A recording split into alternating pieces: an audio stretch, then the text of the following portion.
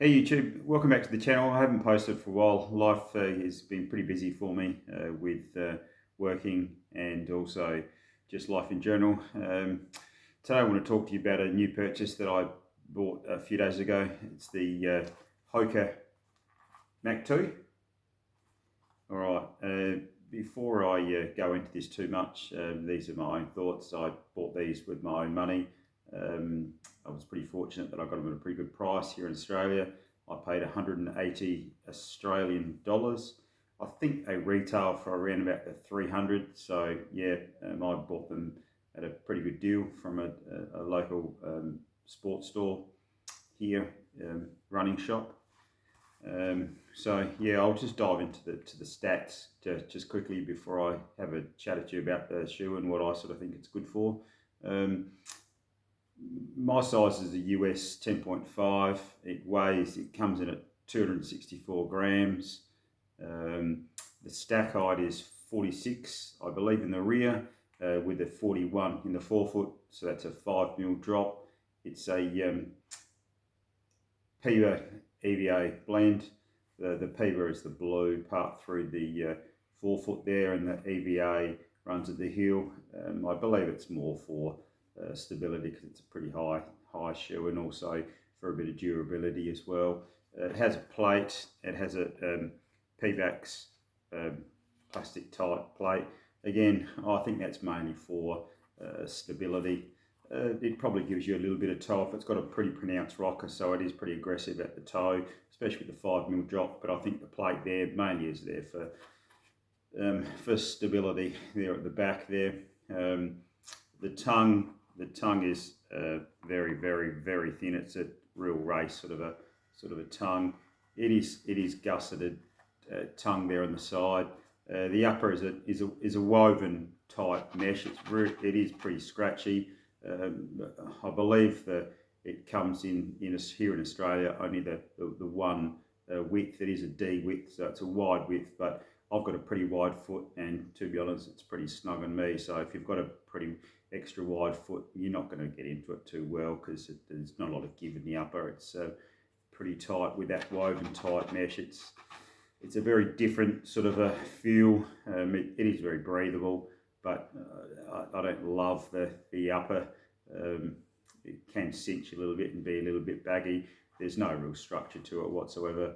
Look, I suppose it is a super trainer. It is mimicking a race day shoe. So the heel counter is pretty much non-existent. There is a little bit of padding on the inside. The biggest downfall, I think, with the heel counter is through the middle where they've got the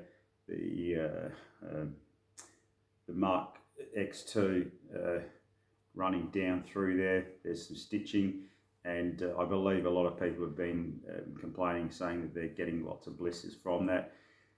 I got blisters on my left foot, bizarrely a little bit lower down. So I think they definitely on the next model need to fix that part up. On the right foot, I'm totally fine at this stage. I've just put some band-aids on, but yeah, I think they need to definitely get that heel counter and the collar better on the next version. Overall, the fit is reasonably good. Laces are great. I didn't need to do a runner's knot on them. It locks down pretty well. As I said, with the lacing system, it's pretty good as well. Yeah, so overall, I've used this. I've used it twice now. I did I think it was an 18k run on one of the days, and then I did my long run today. I did 33k's. I didn't use it for the first 20 or so k's. I wore something else, and then I changed shoes and wore this for the last 12. I've done a variety of paces in it, from easy sort of stuff, 5:30s down to today I did probably 5k's at about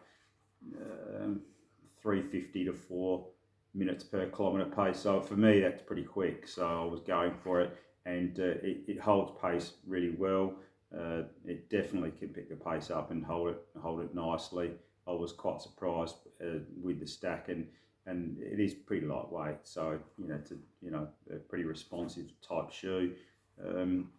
I bought it mainly because I've been injured probably the last 6 or 7 weeks. I've got glute issues which are starting to get better, but I haven't done a lot of speed work, and I'm a little bit spooked. I've got the Gold Coast Marathon coming up in a couple of weeks, and I didn't really want to wear carbon because I haven't done much speed work, and I just felt that if I used the carbon I wouldn't run well, so I wanted to get a race type shoe which wasn't so aggressive. So I decided to pick these up. I think they suit all variety of paces. I think with the blend, it's pretty good.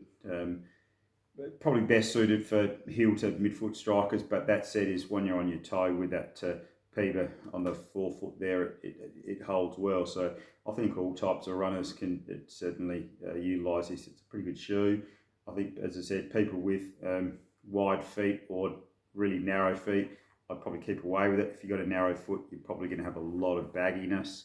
Whereas if you've got a really wide foot, it's just going to be too tight. And with this mesh type material, there's no giving it whatsoever. So stay clear, people, if you've got a wide foot. Look, as I said, it's pretty light underfoot, to be honest. I really like it. In the 2 runs that I've used it for, I really like it. I think it can probably, you could use it for anything. I think Hoka's on a real winner here.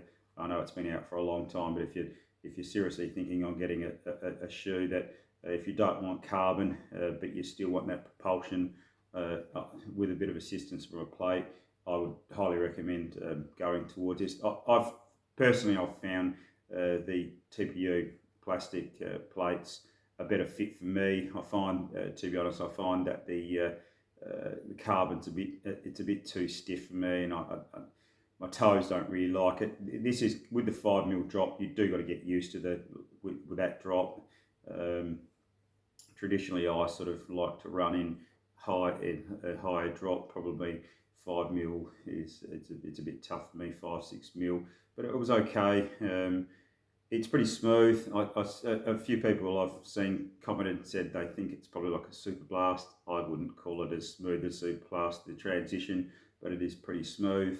I do like how they've got the dual density, and I think with the EVA and the heel, it's got some good pop, and I think it'll last for quite a while. Definitely, if it was all Peber, I think it possibly would die pretty quickly.